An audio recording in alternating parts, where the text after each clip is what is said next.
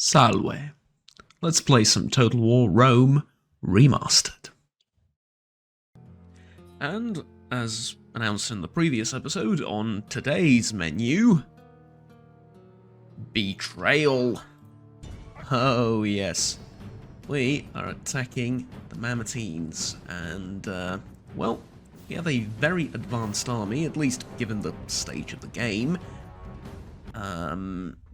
We are attacking them with Quintus, who, as we'll remember, earned his command over his own legion relatively recently, thanks to his, successful, well, not his successful, but thanks to his personal successes in the Sicily campaign. I see no reason to change the habits of a lifetime today.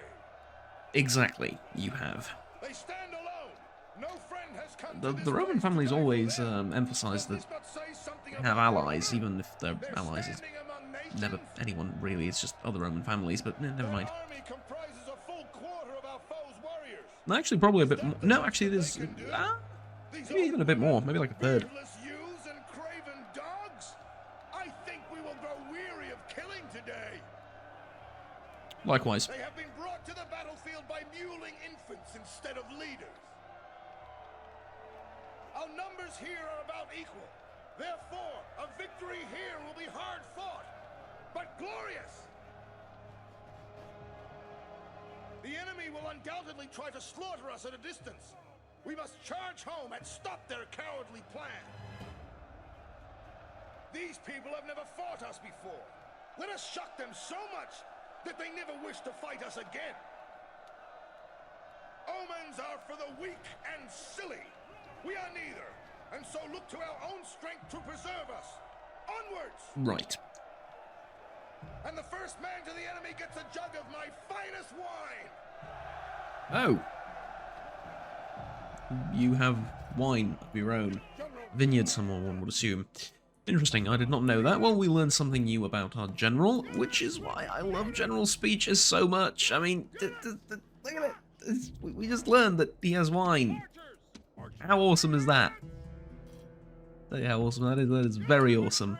Okay, so we're now going to use what was a historical Roman tactic, at least from what we've heard, or from what we've heard, what we've learned from one historical source whose name I've completely forgotten, but that doesn't really matter at this point.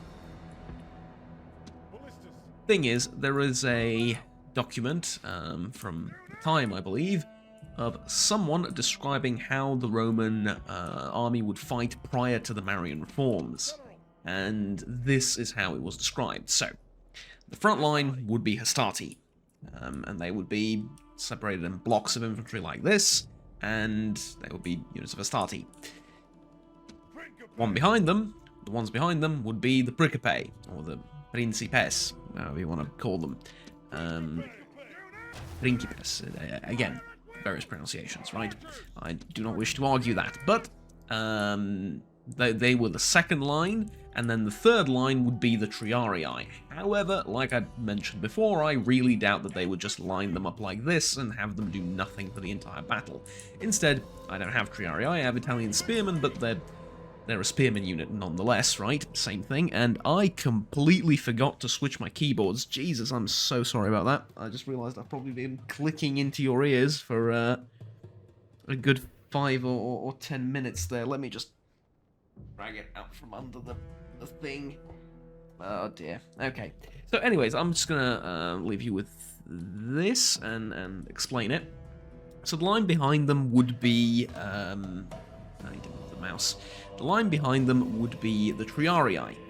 Skirmishers would usually go in the front, and they would do skirmishing. They would skirmish with the enemy, throw javelins and stuff, before the actual melee part of the combat was joined. Here we have archers, so it's not really an option for us to keep them in the front and then just never use them again, right? Just to get a few volleys off. And we need consistent fire, so we're going to keep them behind everyone, but other than that, this would be a relatively accurate, and now I'm moving the microphone. Oh god, just give me a second, I'm going to fix this. Okay, there we go. Fixed. I apologize for that. Yes, I bought an entirely new keyboard just for recording purposes, so because it's quiet and I don't annoy you all with the clicking from the other one I'm using in my own time. And then I completely forgot to switch them out, so there we go. I have them both plugged in, it's just that one's sort of tucked underneath the desk and the other one's on top, and then I switch them around when I'm recording and stuff. Anywho. So, that is the plan, basically, and the equites, or the cavalry, would be on the flanks, securing against, you know, flanking moves and stuff like that. That was basically their job. Why is the infantry deployed in 2 separate ranks? Is a bit of a... well, it's a little bit confusing, perhaps from a historical sense, but I believe... the reason is the Roman army wasn't very mobile prior to the Marian reforms. And I don't mean in the sense of moving great distances, I mean in the sense of unit mobility. Generally, units of infantry were very large, and most of the time the hastati would act like one unit. They were broken up into manipoles, but question is, how effectively were you able to gather up one manipul and move it to the flank or something? Most of the time in fact, I think that wasn't very often because we don't have much historical evidence of that happening. So I think the idea behind dividing the battle line like this, rather than putting them all in the same line, like so, right, in the same line, I think the idea is to have a little bit more of mobility, so that the Principe in the back, who are the senior and more experienced and usually better equipped infantry, can be rushed forward to plug some gaps, or maybe even outflank the enemy at times, or something along those lines. I get the feeling that is part of the reason why they were kept behind in lines like that, which is kind of what we're going to try and do here. I mean, we have the prototypical enemy for something like this, and it is going to be the battle of the episode, pretty much, so, yeah. Anyways, the Mamertines are an incomplete faction. They do not have a complete unit roster, they do not have the Marian reforms, they do have Italian infantry, which is just, well, Italian spearmen, and more Italian spearmen. Okay, what else do they have? Italian cavalry, Italian horse skirmishers. Horse skirmishers are the equivalent of militia cavalry, and the Italian cavalry, I think, are basically just equites. We're very similar. We're fighting basically the closest thing to another Roman faction that we're going to get in a long while. And so, with that in mind, let's move up a little bit.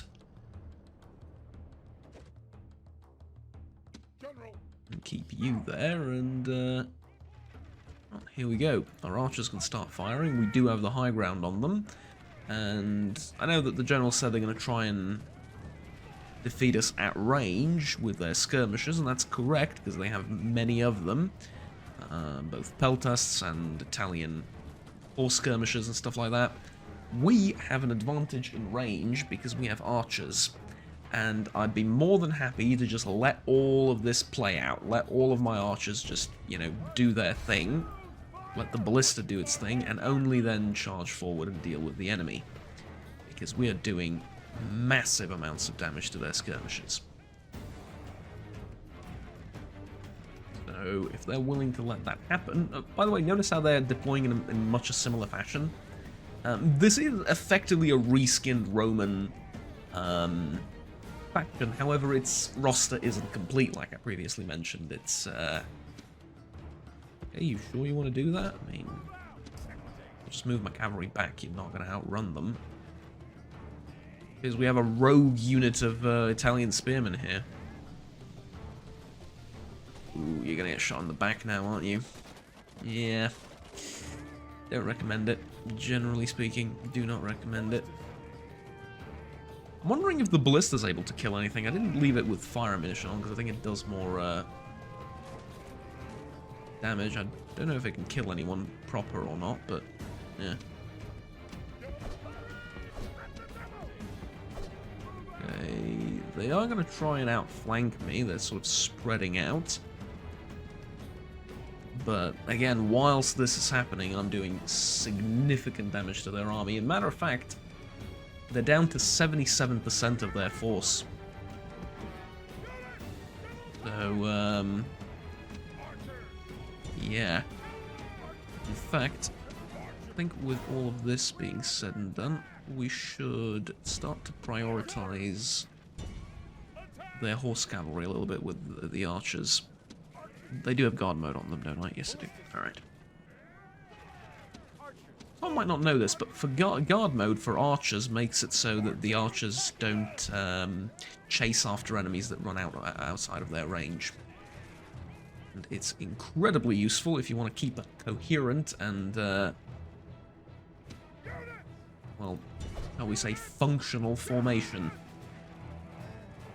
There's just two peltists over there. Let's wipe them out. And, I mean, they're just taking it. Granted, they fired back. They've gotten into range. They're trying to use their horse skirmishers to do something. Oh, dear lord. Okay, calm down.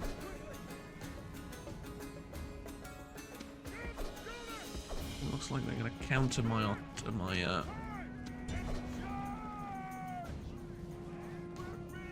cavalry movement. Okay, let's take this fight against their cavalry in the rear, because I want to protect my archers, and I will have the support of one of the spearmen units. I think it's going to be the same over here, isn't it? Okay, yeah, but we're in a real scruffle now, basically. The main battle is about to be joined. Peelers are flying absolutely everywhere. The enemy army is decimated just at range. Half of their army is gone. And remember, we're not here to kill 100% of the army. We're here to kill, you know, a large chunk of it, but not 100%.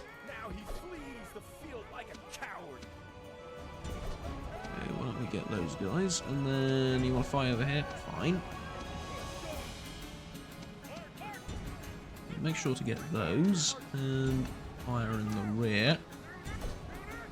And I'm also going to try and charge the spearmen down here as well, but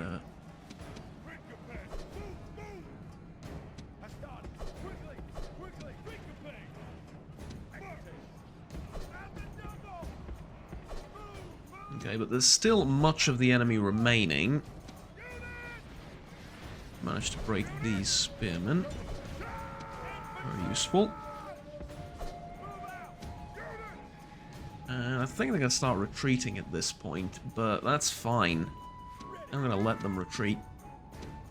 Mainly because I'm out of ammunition for my archers, and I would like to replenish that soon. And a lot of their troops aren't actually broken, but I mean, look at this. We've killed 66% of their army. That is more than you could have hoped for, really. That is just incredible. Although they're mostly fighting with Italian spearmen, the poor lot. And I don't know how to tell you this, but a lot of them will just break on contact with an armored general or a Roman general.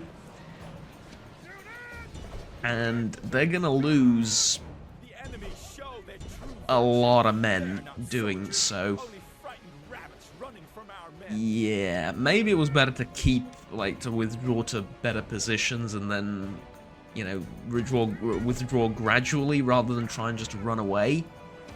But the fact that the AI has the senses to withdraw at a certain point and just cut its losses is incredible to me, and I very much appreciate and approve of the AI being to think in that sense. Even though its withdrawals sometimes cause more trouble than they're worth, but mostly that's down to the player's skill to chase down units and break them individually. But after they've taken, like, what, 70% of their army's worth in casualties, generally troops tend to break a little bit easier. Although I don't think we've killed the general or the captain of the army, so that's something at least, but this is this has been just a military disaster for our opponents.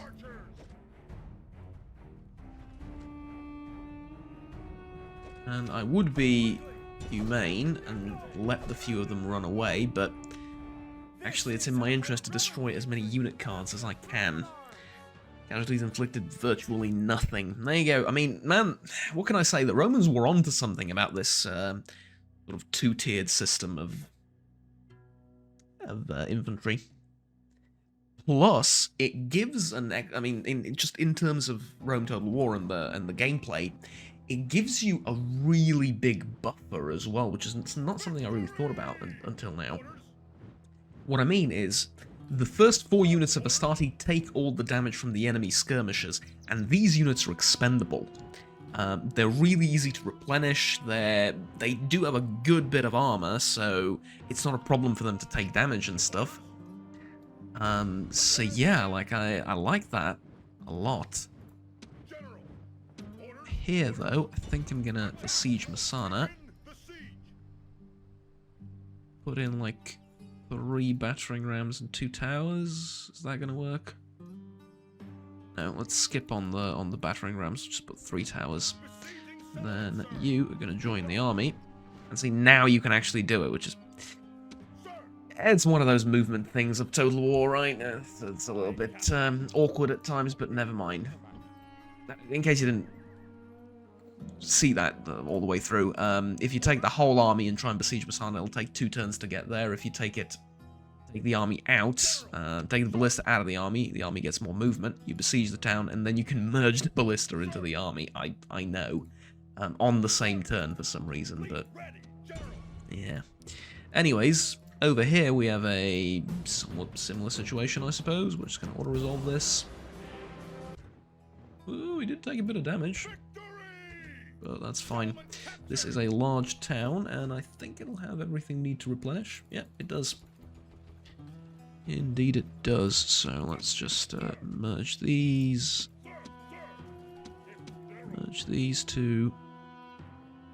Then we can recruit a unit of Town Watch. And of course auto-manage everything over here. But I will give you...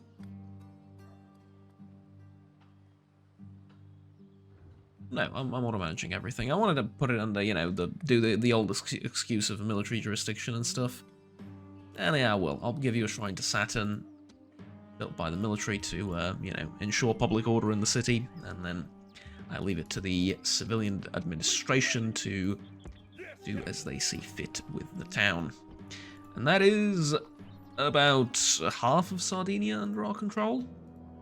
We now have Oliba Sardinica to grab, and I probably will go to Corsica because the the Julii are interested in just heading that way, so yeah.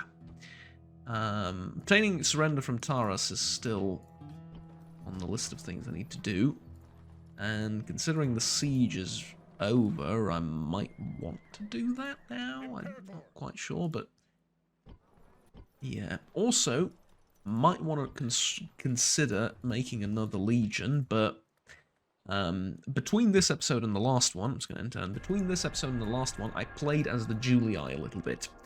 In a similar sort of fashion, except I didn't do the auto-managing thing. I'm managing all my settlements. But I am trying to do a roleplay with, like, you know, proper legions and all of those things. Like, yeah, I'm trying to do it. Trying to roleplay a little bit more, basically, with commanders and all those things.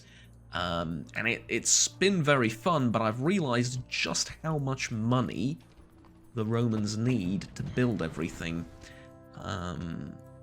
Partially because of their roads and highways and stuff, but partially because of just a lot of towns, right? There's a lot of towns. You need a big bank to actually build stuff everywhere, and 12,000 income per turn is not that much. I mean, it's enough to support maybe like 2 more legions or something and still have money floating around.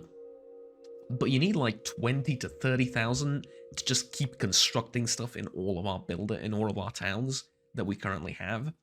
So I think I'm going to stick to 2 legions for a while. Plus, it's going to make the Let's Play a little bit more interesting and a little bit more dynamic, shall we say, where we're going to have to, make calculated decisions about where our forces are going to go. We can't just, whenever we have a problem, just recruit a new legion and throw it at the problem. I mean, not yet. We'll be able to do that in the future, but not yet. Okay, so plus it's really nice having like just 2 commanders and 2 legions. You get a real sort of sense of personal attachment with them, and I'm still, my reaction, my sort of natural reaction, if that makes sense, is still to just manually build stuff. Not gonna do it. Not doing it. 193 archers. Did we lose archers in the previous battle? Because if we did, I didn't notice. But okay.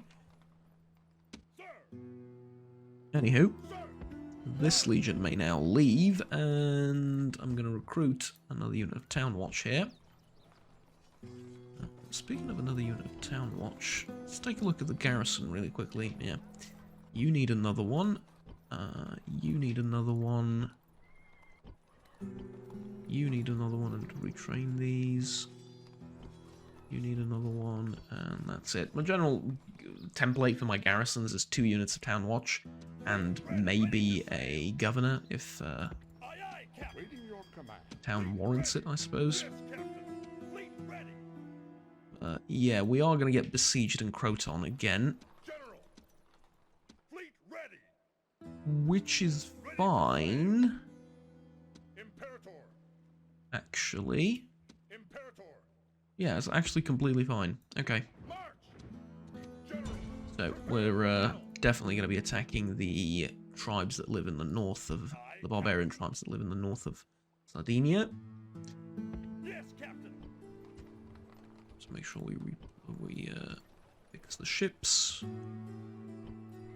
I think we're about ready. Alright. Siege of Messana. Do I want to do it manually? Not really. But I'll let you in on a little trick. Oh, I actually can't do it. Oh, that's a shame. Yeah. Okay. Just want to resolve it. Yeah. Ouch.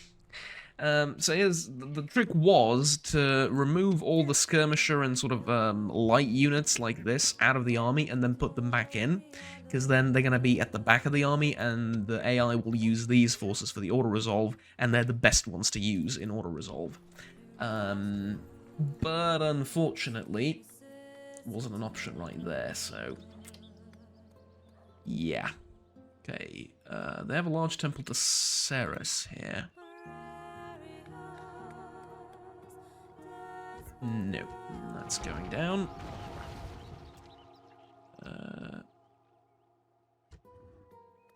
Military jurisdiction and all of that. Give me a temple to Vulcan. Over here. Now, unfortunately, Messana does not have the, shall we say, facilities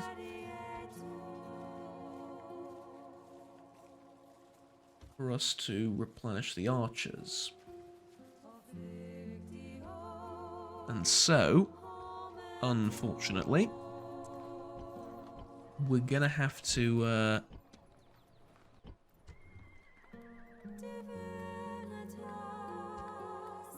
I'll check something.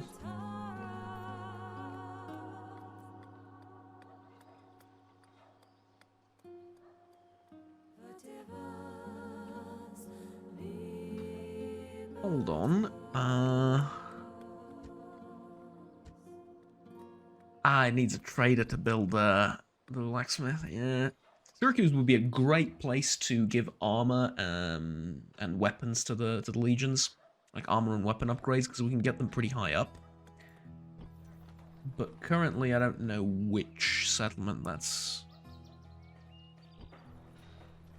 really the best option to do that at. We don't really have one, unfortunately, but it's not up to me to make that settlement. It's up to the AI, and when it does, I'll try and make the best use that I can, and use it to the best of my ability. That proverbial settlement, I suppose, that doesn't exist yet.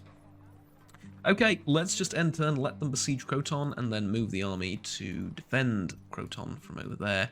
Even in its sort of damaged state, it's still going to be enough to deal with at least, I hope, most of what the Mamertines can throw at us.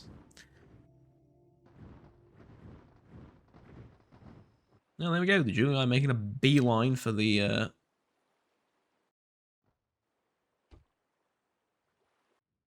provinces I mentioned last time.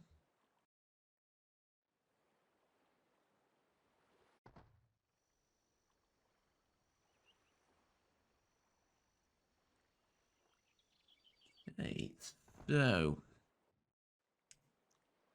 I wonder. I'm probably gonna need a slightly larger navy, like one big navy, and then use that to ferry troops to certain places. Like I said, I don't want to invade the north of Africa just yet.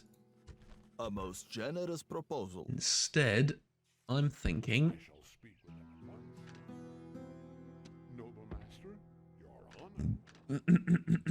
Sorry. Instead, I'm thinking we can grab Taurus from all of this. It would be really funny.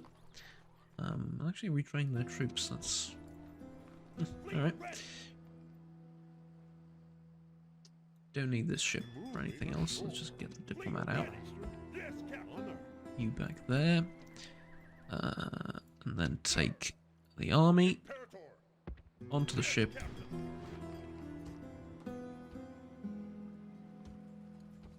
It's doing fine. Okay, lovely.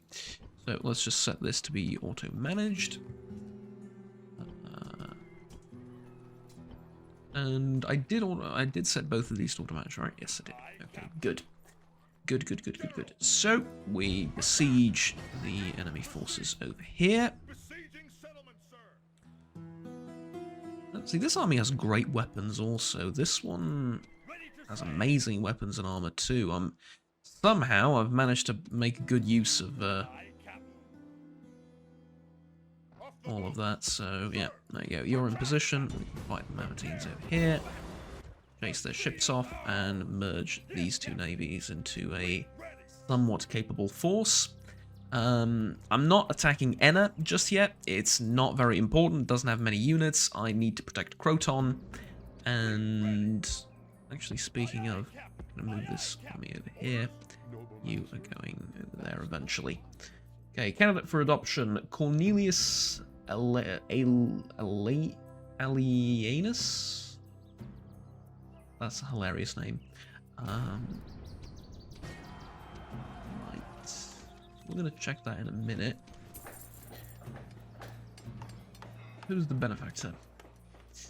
Gaius Scipio. So it would be Gaius Scipio. Cornelius Scipio. It's one of the Iulus Scipio, Gaius Scipio. The age of 31. You can adopt this 24-year-old commander.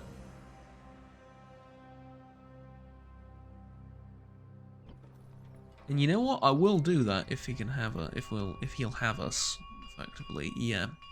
Okay. Here's what I'm going to do. I'm going to get you to Lilybaeum. I'm going to get the fleet from over here to Lilybaeum, and I'm going to take you to Sardinia. And this is going to be our governor of Sardinia. Oh yes, we'll see what your capital will be. Probably Sulky, right? But we'll see. You're going to be in charge of Sardinia, basically. We need a governor for Sardinia because we don't have one there, and it'd be great to have one. So, you know, Gaius Scipio is going to be the governor of Sicily. Once we've taken Enna as well, he's going to be the governor of all of Sicily. We have a governor in Rhegium who's in charge of... What my idea for Rhegium was for him to be in charge of providing weapons and armor to soldiers. So we'll have a max level temple to Vulcan, and then we'll have a max level blacksmith there. And my idea was, right, that we would, or an armorer there, and then we would, whenever we recruit a legion, either in Sicily or somewhere else, we would bring it to Rhegium, give them the upgraded weapons and armor, and then send them off to, you know, wherever to fight. But it's not really going to be an option, apparently, because the AI is... me and the AI and the... well, me and the, let's say, the civilian administrative sector of the Roman army, we don't know of our empire, really, don't really see eye to eye, apparently, on these things. That's okay. Next turn. But I like how organised we are. I really like the organisation that we have, both in terms of the family and in terms of the army and just everything.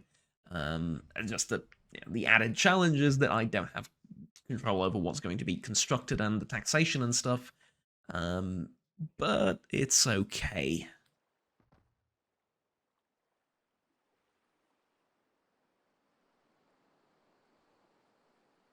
You're a really annoying little spy, you know that?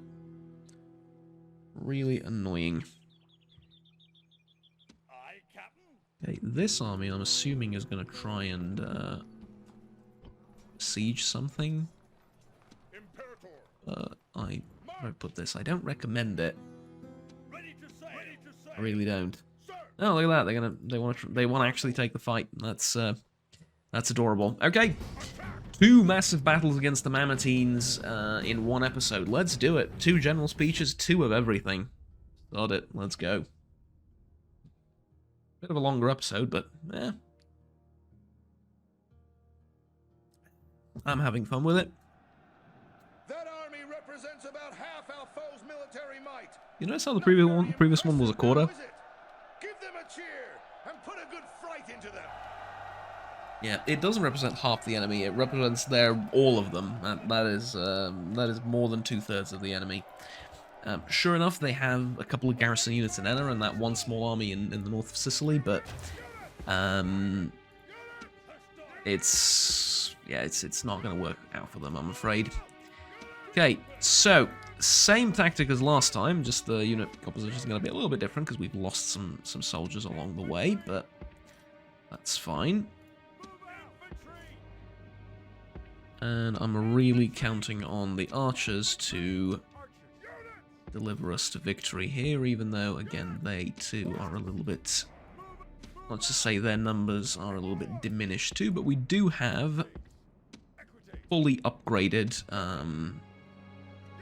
well, not fully upgraded, but some of our units have been fully upgraded with weapons and armor, some haven't yet, but a bit of a mishmash, but we're going to fix this after the battle eventually. Unfortunately, it's actually one of my pet peeves against Rome Remastered. Units with upgraded armor and the ones without upgraded armor look exactly the same. So these are the ones with upgraded armor. These are the ones without. Exactly the same. I wish there was a mod that changed that, and I don't know if it's plausible to make one though, but considering that this is a feature in Medieval 2, that as you upgrade weapons and armor on your soldiers, they get, how should I call it, they get better everything. They look better. The word I was looking for. I'm hoping that's sort of a thing here as well, at least possibly, that it's doable. I know it's not a thing in the actual game, but maybe some mod author, a particularly talented mod author, can do it. I don't know if it's possible in the engine though, even though it's technically the same engine for Medieval 2 and for Rome, but there are differences between the two. I don't know what's actually possible to do in terms of modding and what isn't. Alright, they have the high ground this time round, but they have fewer skirmishers, which is a good thing for me, because my units are great at holding the line against Italian spearmen. They do have mercenary hoplites, which is a bit tricky. Although they have a unit of Town Watch, which is just tragic. Town Watch looks great, don't get me wrong, like the capes, the shields, the short spears, they look great. They look like a policing unit, if that makes sense. Italian swordsmen, on the other hand, are equivalent to my hostility, so yikes. But they break on contact, like literally against most of what they fight. And turns out there's no reason to use fire arrows against infantry. Ballista is just useless against infantry like this, don't get me wrong. I love the unit for sieges, but anything other than that, and it's just completely useless. However,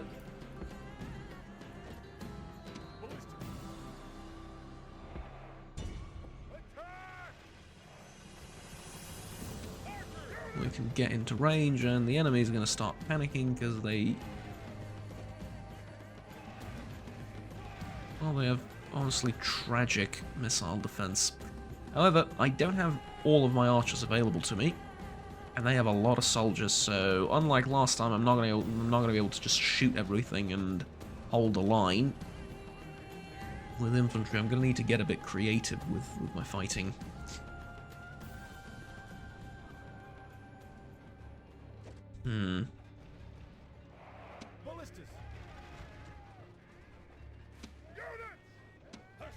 The peeler are going to make a huge difference. I'm just hoping.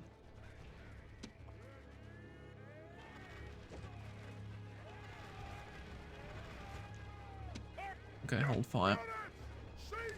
This works to their advantage, believe it or not. They're holding like a line with shielded infantry, if nothing else. It's not great infantry for this, but it's shielded. Other than the Hastati, I mean, it's not great. But it is at least shielded, so yeah.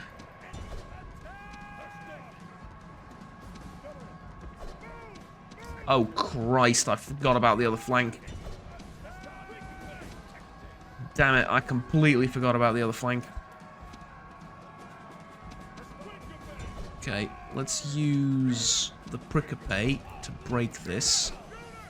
And then we'll use a cavalry charge in addition to that, and the archers can start shooting again. Yeah, they broke because of the okay, why don't you stop? You charge in. They broke upon contact with the Prickapay. I mean,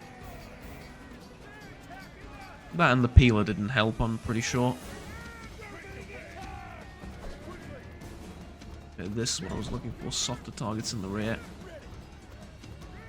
of the enemy army. That is a lot of casualties.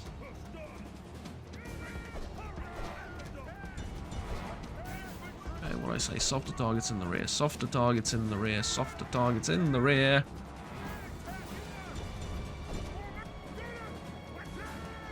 Stop. We have an opportunity to cause a mass rout. And I'm okay with that. I'm not done shooting at them with arrows, but I'm okay with them mass routing.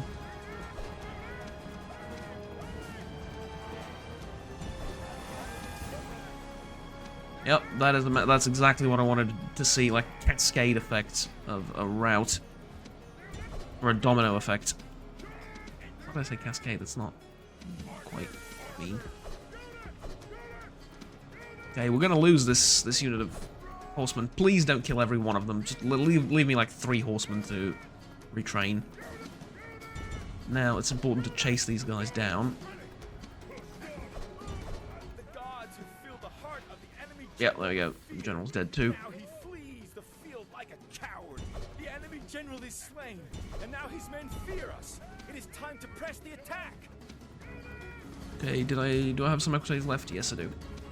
Alright, lovely. Archers, you're done. You're going to start shooting your own men if you continue. Oh, that was a nice volley. There you go. That's the problem with using low morale units. You become vulnerable to a mass rout like that.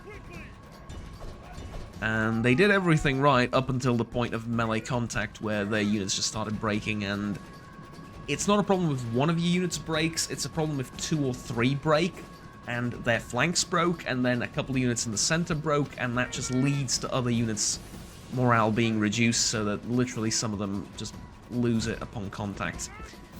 Take a look at the hoplites, for example. They didn't break, they just started retreating when everyone else did. So, yeah, if the whole army was full of hoplites and stuff, I'd probably lose this battle, honestly. But, yeah, like...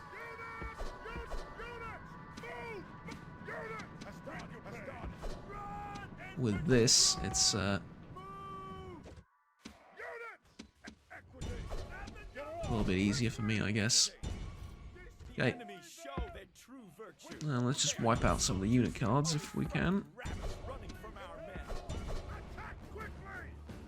Okay, that'll do. Didn't take many casualties at all and practically wiped out the entire Mamertine's army, so Proton is safe. We can return the 2nd Legion, I guess. Technically it is the 2nd Legion, although I'm going to forget which one is which. If we end up changing commanders on them, will that be?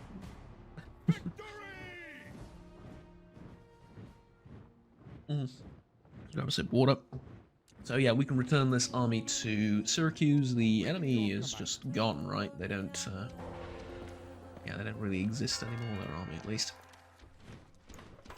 So, we are going back to Syracuse.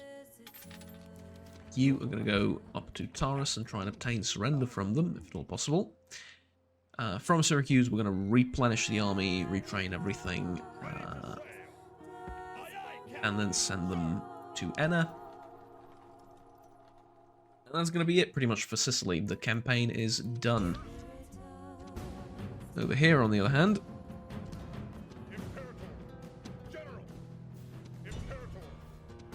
yeah, see, this is what I'm talking about. The Violete goes up front, even though it's not supposed to be there. But I mean, this is 2 Italian spearmen and a general. I really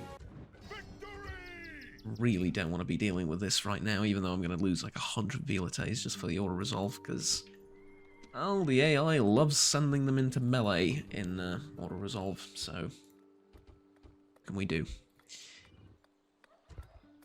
This is going to be under military jurisdiction for about 1 turn, once again.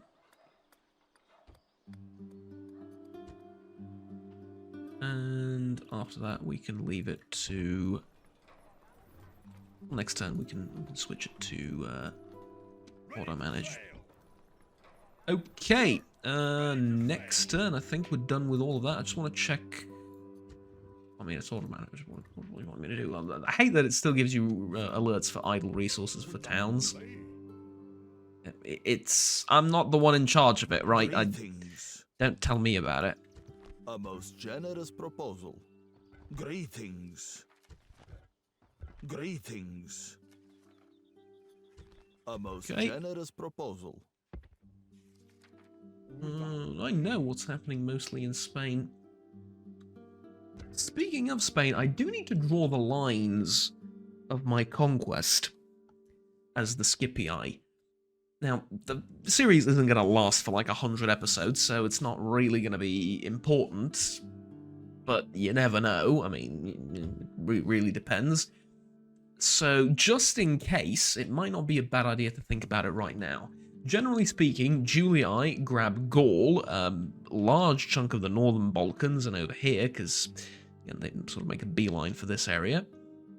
And then they fight Gaul, and then they rarely go up into Britain and stuff, but this is sort of generally their area of operations. And then they tend to leave Spain sort of just sitting there. Hispania, right? Sorry, I really shouldn't use modern terms, because it's not just Spain. There's other countries here as well. Just Spain happens to be the biggest one, and kind of synonymous with the whole peninsula, even though there's a whole other country of Portugal there, and has been for an incredibly long time. And speaking of, shout out to my friend from Portugal, Jose, who's...